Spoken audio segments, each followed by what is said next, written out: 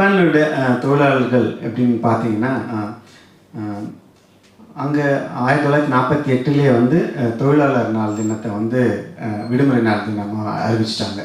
1948. So அதனுடைய இந்த தொழிலாளர் சம்பந்தமான வரலாற்றுன்னு பார்த்தீங்கன்னா ஏதோ பீரியடில், அதாவது 1600கள் தொட்டு 1850கள் வரை இருக்கக்கூடிய இந்த காலகட்டத்தில் அந்த ஒரு எம்பரர் ஏதோ பீரியட்னு சொல்லிட்டு அவங்க பீரியடில் தான் நிறைய கொஞ்சம் தொழில் வளர்ச்சியெல்லாம் அப்படியே வளர்ந்துட்டு வந்துச்சு. 1948 அவங்க இந்த தொழிலாளர் நாள் தினத்தை வந்து விடுமுறை நாள் தினமாக அறிவிச்சிட்டாங்க. அப்போத்துலேருந்து இது இப்போ இந்த வீக் பார்த்திங்கன்னா ஒரு கோல்டன் வீக் ஹாலிடேஸ், ஒரு 6 நாள் நமக்கு லீவ் கிடைக்கும். அதில் இந்த தொழிலாளர் நாள் விடுமுறையும் ஒரு நாள். ஸோ இந்த நாள் பார்த்திங்கன்னா அங்கே ஸ்கூல் பிள்ளைங்களாம் இருப்பாங்க இல்லையா, ஸோ அவங்க வந்து போலீஸ்க்கு, அங்கே இருக்கிற ஃபயர் ஒர்க், இந்த தீயணைப்புத்துறை வீரர்களுக்கு, ஈவன் அங்கே உள்ளூரில் இருக்கிற செக்யூரிட்டி ஃபோர்ஸ்க்கு, டீச்சர்ஸ்க்கு, அந்த மாதிரி அவங்களுக்குலாம் வந்து நன்றி தெரிவித்து ஒரு கார்டு அனுப்புவோம். ஒரு பழக்கம் அங்கே எப்போவுமே இருக்கும். ஸோ அந்த மாதிரி சில பழக்கங்களை நம்ம பிள்ளைங்களுக்கு வந்து ஊக்குவித்தாலும், இங்கே இப்போ இன்றைக்கி விடுமுறை நாள் தான், பட் நம்ம காவல்துறையினர்லாம் இங்கே பணியில் இருக்கிறாங்க, இதற்கு நம்ம பார்த்துருக்கோம். அந்த மாதிரி தீயணைப்புத்துறையிலும் பணியில் இருப்பாங்க. ஸோ அவங்களுக்கு ஒரு நன்றி தெரிவிக்கும் பொருட்டு நம்ம இந்த மாதிரி சில பழக்கங்களை வந்து நம்ம அவங்ககிட்ட கற்றுக்கலாம். இது கிட்டத்தட்ட ஒரு ஹார்வெஸ்டிங், நம்ம பொங்கலுக்கு நன்றி தெரிவிக்கும், அதாவது இயற்கைக்கு நன்றி தெரிவிக்கும் பொருட்டு ஒரு விழாவை எடுக்கிறோம். அதே மாதிரி ஜப்பான்லேருக்கும் அறுவடை முடிஞ்சு நன்றி தெரிவிக்கும் ஒரு விழா. அது வந்து நினாமி சாயின்னு சொல்லிட்டு அது ஒரு ஃபெஸ்டிவல், தேங்க்ஸ் கிவிங் ஃபெஸ்டிவல். அவங்க அறுவடை திருநாளும் இந்த மே தினத்தையும் ஒன்றாகவே ஒரே அளவில் பார்த்து அது ஒரு கல்ச்சுரலாகவும், இது ஒரு அடாப்டடு வெளிநாட்டிலேருந்து எடுத்துக்கொண்ட ஒரு ஃபெஸ்டிவல் மாதிரியே அவங்க கொண்டாடுறாங்க இந்த தொழிலாளர் நாள் தினத்தை. ஸோ அந்த அளவுக்கு அவங்க தொழிலாளர்களுக்கு வந்து ரொம்ப முக்கியத்துவம் கொடுக்குற ஒரு நாடு ஜப்பான். இப்போது அவங்களுடைய எம்ப்ளாயீஸோட ஒர்க் ஸ்டைல்னு நம்ம பார்த்தோம்னா இதில் 2 விஷயம் கல்ச்சுரலாகவும் நம்ம எடுத்துக்கலாம். அது ஒரு தொழில் தர்மம், அந்த ஆஸ்பெக்ட்னு எடுத்துக்கலாம். அது 3 பாயிண்ட் அவங்க கடைபிடிக்கிறாங்க. ஸோ அயரார்க்கினா நம்ம ஊரில் கடைபிடிக்கிற மாதிரியான கேஸ்ட் அயரார்க்கி கிடையாது. சீனியர்ஸ் இருப்பாங்க, இல்லைன்னா மேனேஜர் பொசிஷன் அவங்க மேலே இருக்குது. அந்த அயரார்க்கி வயசுக்கு, அந்த அயரார்க்கி இந்த சென்ஸ் அது ஒரு வயசு. பெரியவங்கன்னா அவங்களுக்குரிய மரியாதை, அவங்க என்ன படிச்சிருக்கிறாங்க. இல்லை இப்போ நாங்கள் பிஹெச்டி படிச்சிருக்கேன், என்னுடைய மேனேஜருடைய துறை தலைவர் வந்து மாஸ்டர்ஸ் தான் படிச்சிருக்காரு, இல்லை பேச்சுலர் டிகிரி தான் முடிச்சிருக்காரு அப்படின்னா, ஸோ நம்ம அவங்கள பார்க்க இப்போ உதாரணத்துக்கு சொல்லணும்னா, இப்போ சமீபத்தில் கூட சில கட்டுரைகள் வந்து இருந்தது. இந்த ஐஏஎஸ் ஐபிஎஸ் படிச்சுட்டு எங்கேஜரில் வந்து அவங்களுக்கு கட்டட்ட அதிகாரம் இருக்குது, ஆனால் துறை சார்ந்த அறிவு இல்லை. அவங்க வந்து துறை சார்ந்த அறிவு இருக்கிற, அனுபவம் இருக்கிற நிறைய உயர் பதவி, அதாவது அவங்களுக்கு கீழே வேலை செய்கிறவங்களை வந்து ரொம்ப கட்டுப்படுத்துகிறாங்க. அந்த மாதிரி இல்லை, அவங்களுடைய அறிவை நம்ம எடுத்துக்கலாம். அந்த மாதிரியான நடைமுறைகள் அங்கே பார்க்க முடியாது. வயசுக்கு தான் மரியாதை. நீ எவ்வளோ பெரிய படிப்புனா படிச்சது, நீ என்ன மாதிரியான அறிவு உங்களுக்கு இருந்தாலும் நீ வச்சுக்கலாம். பட் அந்த வயசு, அந்த பொசிஷன், அதுக்கு தான் அங்கே மரியாதை. அதுதான் வந்து இந்த அயரார்க்கின்றாங்க சொல்கிறது, வயசுக்கு அத்த மரியாதை. அடுத்தது லாயல்ட்டின்னா நம்ம இங்கேயும் நம்ம ஊரில் பார்க்கும்போது ஒரு கைண்ட் ஆஃப் அடிமைத்தனம் மாதிரி இருக்கும். ஒருத்தருக்கு ரொம்ப லாயலாக இருக்கிறேன்னா அவர் என்ன சொன்னாலும் தலையாட்டிட்டு போகிறது, இல்லை அவர் சொல்கிற பேச்சுக்கு நான் 100% அப்படியே ஆமாம் சாமி போட்டு போகிறது, அந்த மாதிரி கிடையாது. லாயல்ட்டினா நம்ம செய்கிற தொழிலில் நேர்மை இருக்கணும், அதில் தரம் இருக்கணும், அதில் ஒரு ஒழுக்கம் இருக்கணும். அவங்களோட ஜப்பானிய பொருட்களோட தரம் நம்ம அதிகமாக பேசிகிட்டு இருக்கோம் இல்லையா. ஸோ அது காரணம் வந்து இது அந்த செய்கிற வேலைக்கான செய்கிற வேலைக்கு லாயலாக இருக்கிறது, தரமாக இருக்கணும், நாங்கள் ஒழுக்கமாக செய்யணும், அந்த விஷயத்தை நல்லா புரிஞ்சுக்கிட்டு நான் செய்யணும். ஸோ அந்த மாதிரி ரிப்பீட்டடாக இது பல முறை செஞ்சு அதுக்கு ஒரு டைம் ஃப்ரேம் வச்சு அதுக்கு ஒரு ப்ரோட்டோக்கால் ரெடி பண்ணி அவங்க வந்து எதுவுமே சும்மா ஏனத்தோனா ஒரு டிஸ்கஷன் போனோம் வந்தோம் அந்த மாதிரி பண்ண மாட்டாங்க. எல்லாமே ரெக்கார்ட் பண்ணுவாங்க. நான் இன்றைக்கி என்ன பண்ண போகிறேன், இன்றைக்கி என்ன வேலை பண்ண போகிறேன், அதுக்கான ஒரு மேப் போடுவாங்க, இல்லை ஒரு ஸ்டெப் பை ஸ்டெப் ப்ராசஸ் எழுதுவாங்க. அது யார் வேணாலும் வந்து அடுத்து வரவங்க பண்ணலாம். அந்த மாதிரி அது ஸ்டாண்டர்ட் ஆப்ரேஷன் ப்ரோட்டோக்கால்னு சொல்லுவாங்க, SOP. ஸோ அந்த மாதிரி போட்டு அந்த ப்ரோட்டோக்கால் பற்றி தான் நடப்பாங்க. ஸோ அதுதான் வந்து அவங்களுடைய தரத்து, ப்ரிசிஷன், அக்யூரசி, இது மாதிரிலாம் சில டேர்ம்ஸ் ஒரு பொருட்கள் மதிப்பிடுறேன் இல்லையா. ஸோ அந்த தரத்தோடு அந்த பொருட்கள் வெளியே வரதுக்கு காரணம் அது திருப்பி அதை பண்ணிகிட்டு இருப்பாங்க. ஸோ இது ரெண்டாவது விஷயம், அந்த ஜப்பான் தொழிலாளர்கள் கடைபிடிக்கிறது வந்து ஹையரார்கி, பெரியவர்களுக்கு உரிய மதிப்பு, அனுபவத்தில் இருக்கிறவங்களுக்கு உரிய மதிப்பு. ரெண்டாவது லாயல்ட்டி, செய்கிற வேலைக்கு நம்ம எவ்வளோ தரத்தோட நேர்மையாக ஒழுக்கமாக செய்கிறோன்றது. மூணாவது கலெக்டிவ் ஹார்மனி, அது வந்து ஒரு கூட்டு நல்லிணக்கம். ஒரு நிறுவனத்துக்கும் வேலையாட்களுக்கும் அந்த ஒரு நல்லிணக்கம் இருக்கணும். ஸோ அங்கே இப்போது தொழிலாளர் நல்லா சார்ந்து பேசும்போது அந்த கம்பெனியோட வருமானத்தில் ஒரு ஈக்விட்டி ஷேர் எப்பவுமே இருக்கும். அந்த ஆண்டு வருமானத்தில் தொழிலாளர்களுக்கு இவ்வளோ ஈக்விட்டி ஷேர் அது ஸோ அந்த அந்த ஒரு புரிதல் அந்த சட்டமாகவும் இருக்கிறதுனால அந்த லேபர் யூனியன்லாம் அதை புரிதலோடு இருக்கிறதுனால இந்த ஸ்ட்ரைக் இல்லை டிமாண்டிங் அந்த மாதிரி நிறைய விஷயங்கள் அங்கே நடக்கிறதுக்கான வாய்ப்புகள் குறைவு. அது கலெக்டிவ் ஹார்மனி, கம்பெனியும் நல்லா இருக்கணும், தொழிலாளியும் நல்லா இருக்கணும். ஸோ என்னுடைய ஈக்விட்டி ஷேரில் நான் இவ்வளோ கொடுக்குறேன். அந்த பேக்எண்ட்லாம் நடக்கும். இங்கே நடக்கிற மாதிரி இந்த வருஷம் எனக்கு 5% இன்க்ரிமெண்ட், இல்லைனா ஒரு 4% இன்க்ரிமெண்ட், 6% இன்க்ரிமெண்ட் அந்த மாதிரி வேணும்னா அதுக்கான பேக்எண்ட்லாம் நடக்கும். அதே சமயம் அந்த கம்பெனி சைடும் சரி, இல்லை எம்ப்ளாயர் சைடும் சரி, ரெண்டு பேருக்கும் ஒரு அவங்களும் இறங்குறவங்க இவங்களுக்கு கொஞ்சம் அந்த புரிதல் இருக்குது எப்போவுமே. ஸோ மொத்தமே சுருட்டிட்டு போகணுன்ற அந்த ஒரு மனப்பான்மை இருக்காது ஜப்பானிய தொழிலாளர் நிறுவனங்கள் மத்தியிலே. ஸோ அதனால் பார்த்திங்கன்னா ஏறக்குறைய 1960-70களுக்கு அப்புறம் பெரிய தொழிலாளர் சார்ந்த பெரிய போராட்டங்கள் மேபி எனக்கு தெரிஞ்சு நடக்கலை. 70கள் முன்னாடி வரைக்கும் இருந்தது இந்த ஓவர் டைம் பண்ணுறது. ஸோ இந்த தொழில் நிறுவனங்கள்லாம் நிறைய பேசி இப்போ நிறைய நீங்கள் கேள்விப்பட்டிருப்பீங்க, ஜப்பான்லாவே வந்து 15 மணி நேரம் வேலை செய்வாங்க, 20 மணி நேரம் வேலை செய்வாங்க அப்படின்னு. அஃப்கோர்ஸ் அது உண்மை தான். அது வந்து ஒரு 90கள் கிட்ட வரைக்கும் இருந்தது. வேலை நேரம் வந்து 7.5 மணி நேரம் 8 மணி நேரம் இருக்கும். ஒரு நாளைக்கு 4 மணி நேரம் இல்லை 5 மணி நேரம் வந்து ஓவர் டைம் பார்க்குறது அந்த மாதிரியான. அதனால் வந்து அவங்க குடும்பம் சார்ந்த விஷயங்கள் வந்து பாதிப்பு. அதனால் இந்த குழந்தை பிறப்பு கூட ஒரு பெருசாக வந்து பாதிப்பாச்சு. ஸோ இந்த தொழில் நிறுவனங்கள்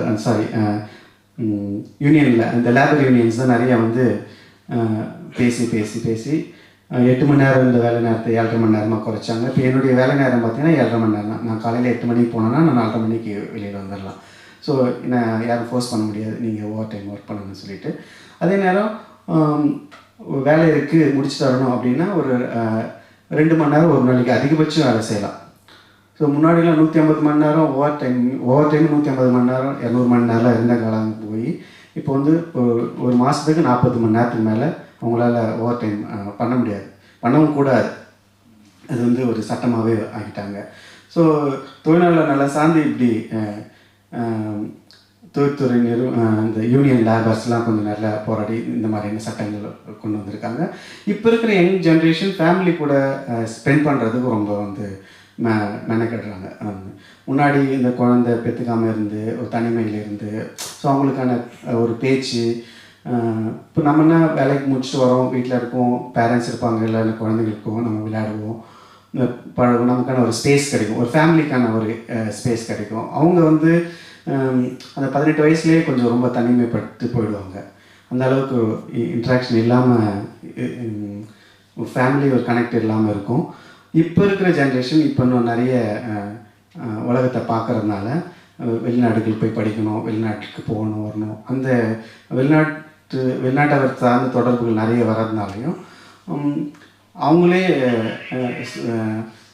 ஃபேமிலிக்கான இம்பார்ட்டன்ஸ் கொடுக்கணுன்றதுனால இப்போ ரீசெண்ட் டைமில் வந்து ஒரு 30 வயசுக்கு 35 வயசுக்கு கீழே இருக்கிறவங்க குடும்பம் சார்ந்த குழந்தைகள், குழந்தை பிறப்பு சார்ந்த இல்லை ஒரு 50 வயசில் இருக்கிறவங்களாம் நிறைய பேர் கல்யாணம் ஆகிட்டு குழந்தை பெற்றுக்காம தான் இருந்திருப்பாங்க. இப்போ 30-35 வயசுக்கு இருக்கிறவங்க கண்டிப்பாக ஒரு 1லேருந்து 3 குழந்தை வரைக்கும் பெற்றுக்கிறாங்க. வீக்கெண்ட் ஆனால் அந்த குழந்தைங்களோட ஸ்பெண்ட் பண்ணணும். ஸோ நம்மளுடைய பார்வை ஒன்று ஜப்பான் பற்றி இருக்கும். அவங்க நிறைய நேரம் ஒர்க் பண்ணுவாங்க, அவங்க நிறைய குழந்தை பெற்றுக்க மாட்டாங்க இல்லை. ஸோ அது எல்லாமே இப்போ கொஞ்சம் கொஞ்சமாக மாறிட்டு இருக்குது. அவங்க வந்து ஜப்பனீஸ் தான் தெரியும், இங்கிலீஷ் படிக்க மாட்டாங்க அப்படி கிடையாது. ஆக்சுவலாக இப்போது 2010 பார்த்திங்கன்னா ஒரு பாடமாக அவங்க அது கம்பல்சரி கிடையாது, ஒரு பாடமாக படிச்சுட்டு இருக்கிறாங்க. ஆனால் அதுக்கு எக்ஸாம் எழுதி பாஸ் பண்ணணும்னு தேவையில்லை, ஒரு மொழியை அவங்க கற்றுட்டு இருக்கிறாங்க. ஸோ அதுக்கு இங்கிலீஷ் டீச்சர்ஸு நிறைய ரெக்ரூட்மெண்ட்டும் அதுவுமே போயிட்டுருக்கு. ஸோ ஜப்பானில் இங்கிலீஷ் கற்றுக்க மாட்டாங்க அப்படின்னா அங்கே எல்லாருக்குமே 9வது படித்த வரைக்கும் எல்லாருக்குமே எழுத படிக்க தெரியும், இங்கிலீஷ் எழுத படிக்க தெரியும், பேச தெரியாது.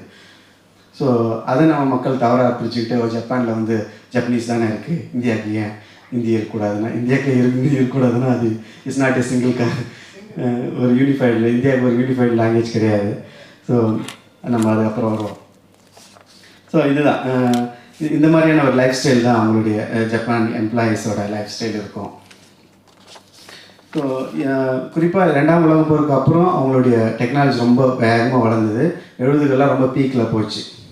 ஸோ உமன் இப்போ நம்ம பெரியார் திட்டத்துலேருந்து நம்ம பேசிகிட்டு இருக்கோம். ஸோ இந்த பாயிண்ட் முக்கியமாக நம்ம சொல்லணும்னா 70களிலே அவங்களுடைய உமன் எம்ப்ளாய்மெண்ட் பார்ட்டிசிபேஷன் வந்து அதிகமாகிடுச்சு. ஏறக்குறைய 70% உமன் பாப்புலேஷனில் 70% வந்து 1970லேயே வந்து ஒர்க் ஃபோர்ஸ்க்கு வந்துட்டாங்க.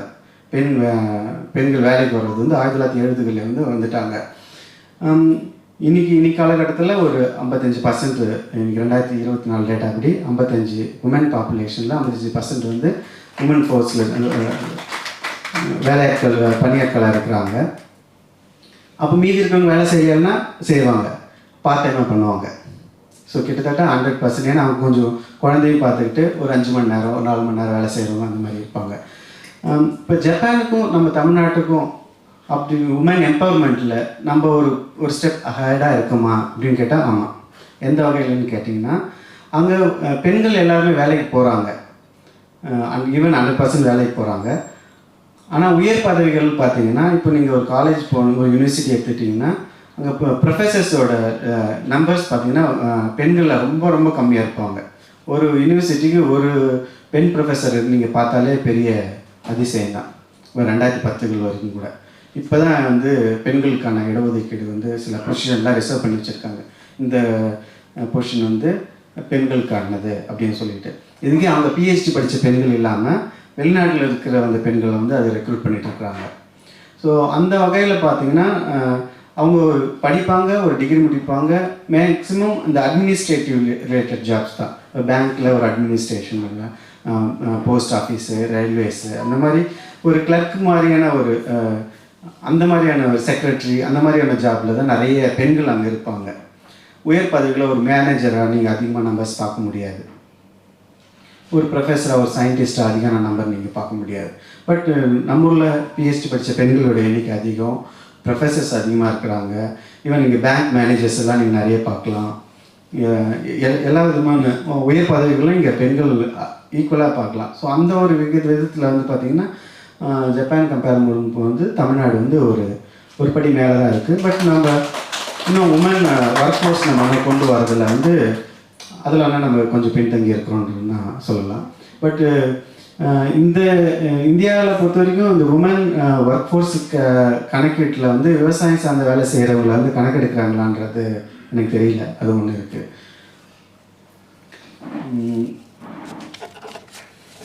ஸோ அடுத்து ஜப்பான் பணியிடங்கள் சார்ந்து நம்ம தெரிஞ்சுக்கணுன்னா பாதுகாப்பு ரொம்ப ஃபஸ்ட்டு. அன்சென்னு சொல்லுவாங்க. நீங்கள் என்ன வேலைன்னா செய்யுங்க, நீங்கள் உங்களுடைய வருமானம் நீங்கள் உங்கள் மூலமாக எனக்கு ரெவென்யூ ஒரு 1000 2000 வந்தால் கூட அதை பற்றி எனக்கு கவலை கிடையாது. உங்களுடைய பாதுகாப்பு ரொம்ப முக்கியம். பாதுகாப்பு சம்மந்தமான எல்லா எக்யூப்மெண்ட்டும் அட்வான்ஸ்டாக இருக்குது எல்லாமே. ஸோ அந்த ஒரு விஷயத்தை நம்ம கண்டிப்பாக வந்து கடைபிடிக்கணும். இங்கே தமிழ்நாட்டில் இருக்க இண்டஸ்ட்ரீஸோ தெரியல, மேபி நான் எக்ஸ்ப்ளோர் பண்ணலை இப்போ இந்த அளவுக்கு இருக்குன்றது. பட் அவங்க அந்த ஜப்பான்லேருந்து நம்ம எடுத்துக்க வேண்டிய விஷயம்னா இது ஒரு விஷயம் முக்கியமாக. எந்த மாதிரி வேலை செஞ்சாலும் உங்களுடைய பாதுகாப்பு தான் முக்கியம். உங்களுடைய பாதுகாப்புக்கு எவ்வளோ செலவு பண்ணாலும் அந்த எக்யூப்மெண்ட் வாங்குறதுக்கோ இல்லை அந்த ட்ரைனிங் கொடுக்கறதுக்கோ அதுக்கான ஒர்க் ஷாப் கண்டக்ட் பண்ணுறதுக்கோ அது எல்லாமே அதெல்லாம் ப்ரைமரி. அதெல்லாம் பார்ட் ஆஃப் ஒர்க்கிங் ஹவர்ஸ்லேயே வந்துடும். வேலை நேரத்துலேயே இப்போ நம்ம 7.5 மணி நேரம் வேலை செய்கிறோன்னா ஒரு வருஷத்துக்கு இத்தனை பாதுகாப்பு சம்மந்தமான செமினார்ஸ் கண்டக்ட் பண்ணியிருக்கணும், ட்ரைனிங் கண்டக்ட் பண்ணியிருக்கணும். அது எல்லாமே அது எல்லாம் அவங்க கண்டிப்பாக கண்டக்ட் பண்ணி அவங்க சப்மிட் பண்ணியே இருக்கணும். ஸோ இந்த மாதிரி சில விஷயங்கள் வந்து நம்ம கடைப்பிடிக்கலாம். இப்போ அன்றாட பணின்னு பார்த்தீங்கன்னா ஒரு 7.5 மணி நேரம் வேலை, காலையில் 8 மணிக்கு போயிட்டு லாகின் பண்ணிவிடுவோம். ஒரு 3 மினிட்ஸ் வந்து எக்ஸசைஸ் மியூசிக் போட்டு விட்ருவாங்க. எல்லாருமே எக்ஸசைஸ் பண்ணணும் ஒரு 3 மினிட்ஸ், நல்லா ஃப்ளெக்சிபிளாக பாடி ஃப்ளெக்சிபிலிட்டிக்காக. அடுத்தது காலையில் வந்து மீட்டிங் நடக்கும். இன்றைக்கி அந்த டிபார்ட்மெண்ட்டில் என்னென்ன நிகழ்ச்சிகள் நடக்க போகுது, என்னென்ன வேலை யாருக்கெல்லாம் இருக்குது, யாரெல்லாம் வெளியில் போயிருக்காங்க, யாரெல்லாம் லீவு. ஸோ அந்த மாதிரியான ஒரு ஜென்ரல் இன்ஃபர்மேஷன் நம்ம தெரிஞ்சுப்போம். அடுத்தது எல்லாம் வேலைக்கு போயிடுவாங்க. ஒரு 10 நிமிஷம் பிரேக் கிடைக்கும், இடையில ஒரு 2 மணி நேரம் கழிச்சு வேலைக்கு. அப்புறம் லஞ்ச் பிரேக் ஒரு 1 ஹவர். ஸோ இந்த லஞ்ச் பிரேக்கில் பெரும்பாலும் சாப்பிட்றவங்க சாப்பிடுவாங்க, இல்லைன்னா சாப்பிடாம ஒரு 1/2 அன் ஹவர் எல்லாருமே தூங்கிடுவாங்க. லைட் எல்லாம் அமைச்சிட்டு கம்பல்சரி எல்லாருமே ஒரு தூங்குவாங்க, இல்லைன்னா வாக்கிங் போகிறவங்க போயிட்டு வருவாங்க. அந்த மாதிரி தான் ஒரு டெய்லி ரொட்டீன் நடக்கும். மறுபடியும் மதியம் பார்த்திங்கன்னா வேலை ஆரம்பிக்கும். ஒரு 2 மணி நேரம் கழிச்சு ஒரு டீ பிரேக்கு. அப்புறம் ஒரு மறுபடியும் ஒரு 4:30 மணிக்கு 1 மணி ஆயிடுச்சாங்கன்னா கிளம்பிடுவாங்க. ஸோ வேலை இருக்கிறவங்க ஒரு 1 ஹவர் இல்லை 2 ஹவர்ஸ் வந்து ஒரு ஓட்டி பார்த்துட்டு கிளம்பிடுவாங்க. ஸோ இதுதான். ஸோ அந்த ஒர்க் லைஃப் பேலன்ஸுன்றது பர்ஃபெக்டாக இருக்கும். ரொம்ப யாரையும் உங்களை ஃபோர்ஸ் பண்ண முடியாது. நீங்கள் விருப்பப்பட்டால் நீங்கள் வேலை செய்யலாம். அதுதான் சொல்கிறது. இந்த லாயலாக இருக்கிறதுன்றது நம்ம அந்த கம்பெனிக்கு அடிமையாக இருக்கிறது கிடையாது.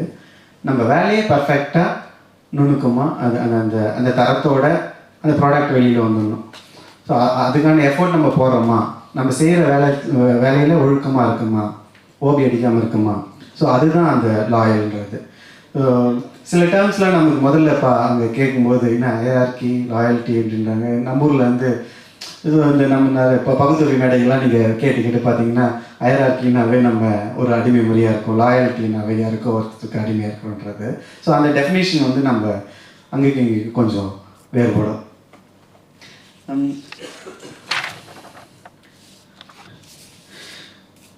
இன்னொரு விஷயம் பார்த்தீங்கன்னா, நீங்கள் ஒரு ஜப்பானுடைய கம்பெனிக்கு உள்ளே என்ட்ரி ஆகிட்டிங்கன்னா நீங்கள் லைஃப் செக்யூர்டு. அந்த மாதிரி தான் கான்செப்ட். உங்களை வெளியே விட மாட்டாங்க. மேக்ஸிமம் நீங்கள் உங்களை ரெக்ரூட் பண்ணி உங்களை கூட்டு போயிட்டாங்கன்னா அது ஒரு 1 வே என்ட்ரி.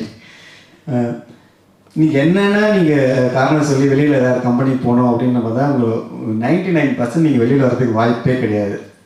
உங்களை அப்படியே அமைக்கோயில் இருக்கிற மாதிரி அமைக்க போட்டு வச்சுருவாங்க. அதுதான் அந்த கான்செப்ட். ஸோ அப்படி தான் நான் இப்போ ஓகே. ஆனால் மற்ற வேலைகளில் இப்போது இங்கேருந்து சர்வீஸ் செக்டரில் இந்தியன் கம்பெனிஸ் மூலிமா அங்கே வரவங்க அவங்க லைஃப் ஸ்டைல் வேறு மாதிரி இருக்கும், என்னுடைய லைஃப் ஸ்டைல் வேறு மாதிரி இருக்கும். காலையில் 8 மணிக்கு போனோன்னா 4:30 மணிக்கு முடிச்சுட்டு நான் 5 மணிக்கெலாம் வீட்டுக்கு வந்துடுவேன். அதுக்கப்புறம் எனக்கு ஃப்ரீ. நான் குழந்தைங்க கூட நான் ஹோம் ஒர்க் பண்ணுவேன், இல்லை நாங்கள் விளையாடுவோம், பார்க் போவோம், இல்லைனா நடப்போம். அந்த மாதிரி இல்லைன்னா எனக்கு அதுக்கப்புறம் தான் எனக்கு கொஞ்சம் ஃப்ரீ டைமிங்லாம் கிடைக்கிறதுனால சில திராவிட படிப்பகம் அந்த மாதிரி சில ஆக்டிவிட்டீஸ்லாம் போயிட்டு இருக்க முடியும். இல்லைன்னா தமிழ் கிளாஸ் எல்லாம் கண்டக்ட் பண்ணிகிட்ருக்கேன் ஆன்லைனில். ஸோ அதை கோஆர்டினேட்டர் பண்ணிகிட்ருக்கேன். ஸோ அந்த மாதிரி சில விஷயங்கள் பண்ண முடியும். இந்த ஐடியில் இருக்கிறவங்களுக்கு இந்தியன் சர்வீஸ் செக்டர் அந்த கம்பெனிஸ் இந்தியன் கம்பெனி தான் இருக்குன்றனால அங்கே மேக்ஸிமம் அவங்களுக்கு அந்த 4 to 7 ஈவினிங் டைமில் தான் வேலை பிஸியாக இருக்கும். 4 to 6, 4 to 7 அந்த மாதிரி. ஸோ அந்த அந்த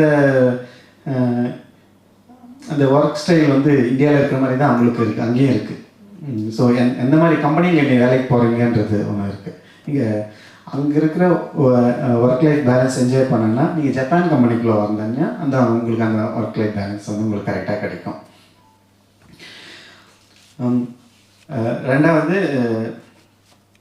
அந்த ஜாப் செக்யூரிட்டி சொல்லிட்டேன். நீங்கள் உள்ளே போனீங்கன்னா உங்களுக்கு உங்கள் லைஃப் செட்டில்டு, உங்களுக்கான பென்ஷனு, உங்கள் ஃபேமிலிக்கான ஹெல்த் இன்சூரன்ஸ் செக்யூரிட்டி, நமக்கு உடலுக்கு எதனா ஒரு ஆபத்து பெருசாக ஒரு டேமேஜ் இருந்தால் அதுக்கான லைஃப் சேவிங் செக்யூரிட்டி எல்லாமே பர்ஃபெக்டாக உங்களுக்கு கொடுத்துருவாங்க. 65 வயசுக்கு அப்புறம் நம்ம ரிட்டையர்மெண்ட் பெனிஃபிட்ஸு மாதத்துக்கு இவ்வளோ இறக்குற வரைக்கும் அவங்க அது ஒரு பிரச்சனை என்னென்னா அவங்க லாங் லைஃப், அதாவது 99 100 வயசு வரைக்கும் வாழறதுனால 65 வயசுலேயே அவங்க ரிட்டையர் ஆகிடுவாங்க. அந்த 30 வருஷத்துக்கான சேவிங்ஸாக அவங்க இந்த 65 வருஷத்துலேயே ரொம்ப எடுத்து வச்சுருவாங்க. ஈவன் தோ ரிட்டையர்மெண்ட் பெனிஃபிட்ஸ் இருந்தாலும் கூட இப்போது இன்றைக்கி வந்து நம்ம ஒரு 5 லட்சம் சம்பளம் வாங்கிட்டு இருக்கேன். அடுத்த நாள் பார்த்தீங்கன்னா உங்களுக்கு 30% தான் உங்களுக்கு சம்பளம் கிடைக்கும். நீங்கள் அதே வேலைக்கு போனாங்க கூட, அதே வேலை செஞ்சாலும் ரிட்டையர்மெண்ட்டுக்கு அப்புறம் 30% தான் உங்களுக்கு சம்பளம். ஆனால் இங்கே தான் வந்து ரிட்டையர்மெண்ட் ஆனால் நமக்கு ஆளுநர் பதவி இதெல்லாம் கொடுத்துட்டு அதுக்கு கோடிக்கணக்கில் செலவு பண்ணிட்டு இருக்கிறாங்க. ஸோ ரிட்டையர்மெண்ட் ஆனால் அவங்களுடைய மதிப்பு வந்து 30% தான். அந்த அந்த அதை பூர்த்தி பண்ணுறதுக்கு அவங்க என்ன பண்ணுவாங்க, அடிஷ்னலாக வேலை செய்வாங்க. ஸோ ஏன்னா ஒரு லைஃப் ஸ்டைலில் வாழ்ந்துருப்பாங்க. அவங்களோட தேவைகள் அந்த மணியில் அதாவது பூர்த்தி செஞ்சு முடிக்காத அளவுக்கு இருக்கலாம். இல்லைன்னா ஏற்கனவே தனியாக சேவ் பண்ணி வச்சுருப்பாங்க. அவங்க நம்ம வந்து கோல்டு இன்வெஸ்ட் பண்ணுறோம், நிலத்தில் இன்வெஸ்ட் பண்ணுறோம். ஆனால் அவங்க சேவிங்ஸ் வந்து மணியாகவே வச்சுன்னு இருப்பாங்க அவங்க அக்கௌண்ட்டில். அங்கே பார்த்தீங்கன்னா இன்ட்ரெஸ்ட் கூட கிடைக்காது. நம்ம ஊரில் இதை வச்சுருந்தா கொஞ்சம் 7% 5% சம் இன்ட்ரெஸ்ட் கூட கிடைக்கும், அவங்களுக்கு அது கூட கிடைக்காது. அது எல்லாமே அவங்க ஆஃப்டர் ரிட்டையர்மெண்ட் லைஃப்காக அவங்க யூட்டிலைஸ் பண்ணிப்பாங்க. ஸோ இந்த job security plus after retirement அதெல்லாம் போக வேலையில் பார்த்தீங்கன்னா முக்கியமான ஒரு பாயிண்ட்னு சொல்லணும்னா டீம் ஒர்க். ஒரு வேலையை முடிக்கிறதுக்கு நான் என்னுடைய ஐடியா மட்டும்தான் அங்கே இன்ஃப்ளூயன்ஸ் பண்ணணும், நான் தான் அங்கே முன்னால் நிற்கணும், என்னை மட்டும் தான் ப்ரொஜெக்ட் பண்ணணும், அந்த மாதிரியான பேச்சுக்கே அங்கே இடம் இருக்காது. ஒரு வேலைன்னா ஒரு டீம் இருக்கும், அந்த டீமில் எல்லாருடைய ஐடியாஸும் கலெக்ட் பண்ணுவோம், அதை எவாலுவேட் பண்ணுவோம், அதனுடைய சாதக பாதகங்கள் என்ன, நிறைகள் குறைகள் என்ன எல்லாத்தையும் எவாலுவேட் பண்ணுவாங்க. அதை பேஸ் பண்ணி ஒரு கலெக்டிவாக ஒரு ஐடியாவுக்கு வந்து அதை வந்து கொண்டு போய் எக்ஸ்பிரிமெண்ட் பண்ணுவாங்க. ஸோ இங்கே நான் தான் பெரிய ஆள், இந்த ஐடியா நான் தான் கொடுத்தேன், ஸோ என்ன தான் முன்னிறுத்தணும், அந்த மாதிரியான ஒரு போட்டி மனப்பான்மை இருக்காது. அந்த குழு மனப்பான்மை இருக்கிறதுனால தான் அவங்க டெக்னாலஜியில் வந்து அது இவ்வளோ தரத்தோட, ஏன்னா எல்லாருடைய ஐடியா வரும். ஒரே ஒரு விஷயத்தில் உங்களுடைய பார்வை வேறு மாதிரி இருக்கும், என்னுடைய பார்வை வேறு மாதிரி இருக்கும். ஈவன் ஒரே டிகிரி படிச்சிருந்தா கூட ஒருத்தர் பர்ஸ்பெக்டிவ் வேறு மாதிரி இருக்கும். சயின்ஸ்லேயே சில கான்செப்ட்ஸ் வந்து நம்ம புரிஞ்சுக்கிற விஷயங்கள் வந்து வேறு மாதிரி இருக்கும். ஸோ அது ஒரு கலெக்டிவாக வரும்போது அந்த ப்ராடக்ட் வந்து எப்போவுமே வந்து ஒரு பெஸ்ட்டாக இருக்கும், தரத்தோடு இருக்கும். ஸோ அந்த குழு மனப்பான்மையோடு இருக்கிற வேலையை நம்ம நிறைய கற்றுக்கணும். டீம் ஒர்க் தான் எப்போவுமே. டீம் ஒர்க் வந்து உங்களுக்கு அது கொஞ்சம் டிலே ஆகும், டிலே ஆகிற மாதிரி தெரியும் ப்ராப்ளி, ஆனால் அதனுடைய தரம் அந்த குவாலிட்டின்னு பார்த்தீங்கன்னா தி பெஸ்ட்டாக இருக்கும். ஸோ அந்த ஒரு விஷயத்தை வந்து நம்ம ஜப்பான் தொழிலாளர்கள்கிட்ட இருந்து நம்ம கற்றுக்கலாம். ஸோ ஒரே கம்பெனியில் இருக்கிறதுனாலே அந்த கேரியர் க்ரோத் வந்து ரொம்ப ஸ்டெடி அண்ட் ஸ்லோவாக இருக்கும். சிலர் இப்போ ஐடியில் தான் வந்து ஜம்ப் ஆனால் நிறைய சேலரி கிடைக்கும், ஆனால் அது ஒரு வகையில் சேச்சுரேட் ஆகிடும். இங்கே வந்து பார்த்திங்கன்னா அது எக்ஸ்போனன்ஷியல் க்ரோத்தாக இருக்கும். ஒரே கம்பெனியில் நீங்கள் ஒரு 19-20 வயசில் ஒரு கம்பெனியில் சேர்றீங்க, 60 வயசில் வரீங்கன்னா நீங்கள் வெளியில் வரும்போது கண்டிப்பாக ஒரு மேனேஜர், ஒரு துறை தலைவர், உங்களுக்கு டிகிரி இல்லைனாலும் இந்த ஸ்கில் நீங்கள் உங்களுக்கு நிறைய இருந்துச்சுன்னா நீங்கள் இவன் டைரக்டராக கூட ஆகக்கூடிய அளவுக்கு நீங்கள் அந்த மாதிரி இருக்கிறாங்க. இப்போது எங்கள் டிபார்ட்மெண்ட்லேயே எனக்கு மேலே 2 மேனேஜர்ஸ், ஒரு துறை தலைவர் இருக்கார். அதில் ஒரு மேனேஜர்ஸ் வந்து பார்த்தீங்கன்னா 9வது தான் படிச்சிருக்கிறார். 9வது படிச்சுட்டு கெமிஸ்ட்ரியில் ஒரு செக்டரில் மட்டும் ஒரு எக்ஸ்பீரியன்ஸ் அதிகம். ஆனால் அவர் அந்த கெமிஸ்ட்ரி புரிஞ்சுக்கிறதுக்கான 9வது படித்தவங்களுக்கு வந்து ஒரு இண்டஸ்ட்ரியில் ஒர்க் பண்ணுற கெமிஸ்ட்ரி பற்றி பெருசாக நாலேஜ் இருக்க வாய்ப்பு இல்லை. பட் அவருக்கு ட்ரைனிங் கொடுக்குறாங்க. ட்ரைனிங் கொடுத்த அப்புறம் அதை புரிஞ்சுக்கிட்டு அவர் இன்னும் எவ்வளோ மெருகேற்றுறாரு, இந்த அளவுக்கு எஃபர்ட் போடுறாரு. ஸோ இப்போ ஒரு 40-45 வயசு ஆனாலும் அவர் இப்போ மேனேஜராக இருக்கிறார். ஸோ முதல்ல படித்தாலும் நம்ம கொடுக்குற ட்ரைனிங் வச்சு நம்ம எந்த அளவுக்கு கற்றுக்கிட்டே இருக்கிறோம், நிறைய படிச்சுட்டு இருக்கிறோம், நம்மளுடைய வேலையை எப்படி இம்ப்ரூவ் பண்ணிகிட்டு இருக்கிறோன்றது வந்து பெஸ்ட் எக்ஸாம்பிள். இங்கே நிறைய இப்போ நம்ம ஊரில் வந்து டிகிரி வரைக்கும் ஃப்ரீயாக படிக்க முடியும். அந்த டாப் ரேங்கிங்ஸில் வந்துச்சுன்னா மெடிசன் ஃப்ரீயாக படிக்கலாம், இன்ஜினியர்ஸ் ஃப்ரீயாக படிக்கலாம். கவர்மெண்ட் காலேஜஸில் அந்த சீட் கிடச்சுன்னா அங்கே வந்து பார்த்திங்கன்னா 9வது வரைக்கும் ஃப்ரீ எஜுகேஷன். 9ஆவதுக்கு அப்புறம் நீங்கள் ஃபீஸ் கட்டி தான் படிச்சாகணும். இங்கே தனியார் படித்தாலும் சரி, கவர்மெண்ட் ஸ்கூலில் படித்தாலும் சரி. அதுக்கப்புறம் காலேஜ் எல்லாம் பேச்சுலர் அண்டர் எல்லாத்துக்குமே வந்து லட்சக்கணக்கில் செலவு பண்ணணும். அதுக்கு என்ன பண்ணுவாங்க, 9ஆவது முடித்தோடனே அந்த 5 இயர்ஸ் இன்டெகிரேட் கோர்ஸ்னு அது ஒரு கோர்ஸ் இருக்கும். அதில் ஜாயின் பண்ணி விட்டுருவாங்க பெரும்பாலான பேரண்ட்ஸ், மிடில் கிளாஸில் இருக்கிறவங்க. ஸோ 5 வருஷம் செலவு பண்ணால் அதோட முடிஞ்சு அவங்கள அப்படியே முடிக்கிற சமயத்துலேயே இண்டஸ்ட்ரியில் கூட்டின்னு போய் விட்டுருவாங்க. ஏதோ ஒரு கண்டிப்பாக 100% பிளேஸ்மெண்ட் இருக்கும். அவர் 19-20 வயசில் இண்டஸ்ட்ரியில் ஜாயின் பண்ணுறவங்க 60-65 வயசில் வெளியில் வரும்போது ஒரு மேனேஜர் பொசிஷனில், ஒரு டீம் லீடர் பொசிஷனில் அந்த மாதிரி ரிட்டையர் ஆவாங்க. ஸோ அது வந்து ஒரே வேலையை தொடர்ந்து செஞ்சுன்னு இருக்கிறதுனால அதனுடைய இம்ப்ரோவைஸ் அவங்களால பண்ண முடியும். லேர்ன் பண்ணி அந்த ப்ராடக்டை வந்து ஒரு நல்ல தரத்தோடு கொடுக்க முடியுன்றது வந்து நான் கவனித்த வகையில் இவ்வளோ கம்மியான படிப்பு படிச்சிருந்தாலும் நம்ம இந்த அளவுக்கு கற்றுக்கிட்டு அந்த வேலையை திறமையாக செய்கிறோங்கிறது தான் இங்கே மேட்டர்ஸு. ஸோ நம்ம நினச்சின்னு இருக்கோம், இப்போ சைனாவில் இங்கிலீஷில், ஜெர்மனியில் இங்கிலீஷ் இல்லை ஜப்பானில் இங்கிலீஷ் இல்லைன்னு சொல்லிட்டு எல்லா இடத்துலையுமே இங்கிலீஷ். ஈவன் ஜெர்மனியில் 50% பீப்புளுக்கு இங்கிலீஷ் தெரியும், இங்கிலீஷ் நல்லாவே ஃப்ளூயன்ஸியாக தெரியும். ஜப்பானில் 24% வந்து எழுத படிக்க தெரியும் இன்னுடைய ஸ்டாட்டிஸ்டிக்ஸ் படி. சைனீஸும் வந்து அவங்க வந்து இன்றைக்கி சயின்டிஃபிக் டிவிஷன் செக்டரில் பார்த்திங்கன்னா அவ்வளோ ரிசர்ச் ஆர்டிக்கல் எழுதுகிறாங்க. இங்கிலீஷ் தெரியாமல் எப்படி எழுத முடியும்? இப்போ அவங்களுடைய தொழில்நுட்பம் எத்தனை ஒரிஜினலாக இருக்குது, எல்லாமே வந்து டூப்ளிகேட் பண்ணி குயிக்காக பண்ணிடுறாங்கல்ல. ஸோ அந்த ட்ரான்ஸ்லேட் பண்ணிக்கிறதுக்காக ஒரு சில செக்டாருக்கு வந்து இங்கிலீஷ் தெரியாமல் எப்படி நீங்கள் இப்போ ஜெர்மனிலேருந்தோ இல்லை யூஎஸ்லேருந்தோ இப்போ டீப்சீக் நீங்கள் வெளியிட்டுருக்காங்க, முழுக்க சைனீஸ்லேருந்து பண்ணியிருக்க முடியும். அது முதல்ல வரும்போது இங்கிலீஷ் சைனீஸ் இந்த ஆப்ஷன்ஸோடு தான் சேர்ந்து வராங்க. ஸோ சைனாவோ ஜப்பானோ இல்லை ஜெர்மனியோ இங்கிலீஷ் தெரியாமலாம் வளர்ந்து முடியாது. இன்ஃபேக்ட் நான் ஒரு கருத்து சொல்லுவேன், ஜப்பான் வந்து இன்னும் மல்டிஃபோல்டு வளர்ந்துருக்க முடியும். அவங்க ஒரு 50 வருஷம் முன்னாடியே இங்கிலீஷ் ஒரு செகண்ட் லாங்குவேஜாக கம்பல்சரியாக படிச்சிருந்தாங்கன்னா அவங்களுடைய வளர்ச்சி இன்னும் பல மடங்கு மேலே இருக்கும். பட் ஸ்டில் அவங்க முதல்ல 2ஆம் உலகப் போர் அப்போ தான் இந்த மாடர்ன் மெடிசினுக்கு மாறுறாங்க. 2ஆம் உலகப் போர் காலகட்டத்தில் வந்து அவங்க ஜெர்மனி கூட ஃப்ரெண்ட்ஷிப்பாக இருக்காங்க. ஜெர்மனியில் போயிட்டு ஜெர்மனி மொழி படிச்சுட்டு மாடர்ன் மெடிசனை ப்ராக்டிஸ் எடுத்துட்டு என்னுடைய மேனேஜரோட சித்தப்பா வந்து டாக்டர். அவர் சின்ன வயசில் இருக்கும்போது கவனிச்சிருக்கிறாரு.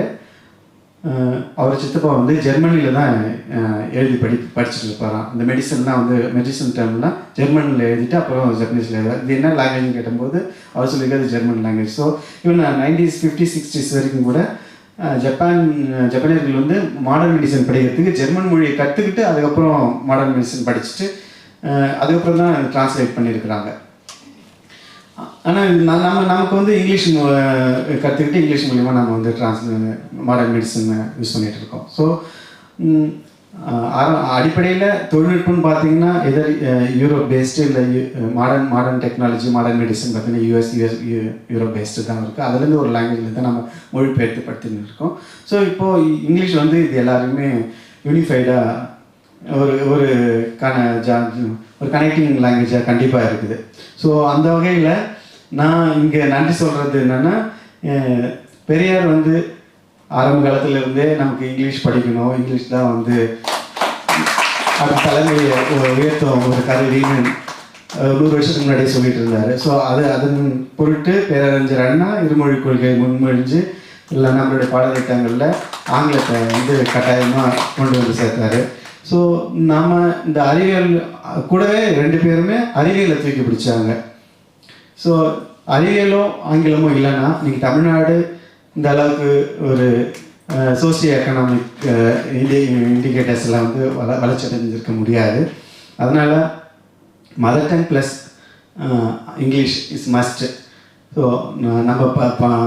நம்மளுடைய ஜென்ரேஷன்ஸுக்கும் இந்த கொள்கைகளை இதை வந்து நம்ம சும்மா ஏனத்தோன்னு பேசிட்டு போகல, வித் டேட்டா நம்ம பேசிகிட்டு இருக்கோம். ஒரு சமூகம் ஒரு பெரிய டிரான்ஸ்ஃபர்மேஷன் ஆகிருக்கு. எதனாலன்னு பார்க்கும்போது கண்டிப்பாக நம்ம வந்து சயின்ஸ் நோக்கி போயிருக்கோம், மாடர்ன் எஜுகேஷன் நோக்கி போயிருக்கோம், இங்கிலீஷ் படிச்சிருக்கோம். அதனால தான் நமக்கு வந்து பல்வேறு நாடுகளில் வந்து நம்ம போயிட்டு வேலை செஞ்சுட்டு இருக்கோம். ஸோ இந்த அடிப்படையை புரிஞ்சுக்கிட்டு எது நாளை சமூகத்தை வழிநடத்துன்றதை புரிஞ்சு நடந்துட்டாவே மக்கள் அதை புரிஞ்சு நடந்துட்டாவே போதுமானதாக இருக்குன்னு நினைக்கிறேன்.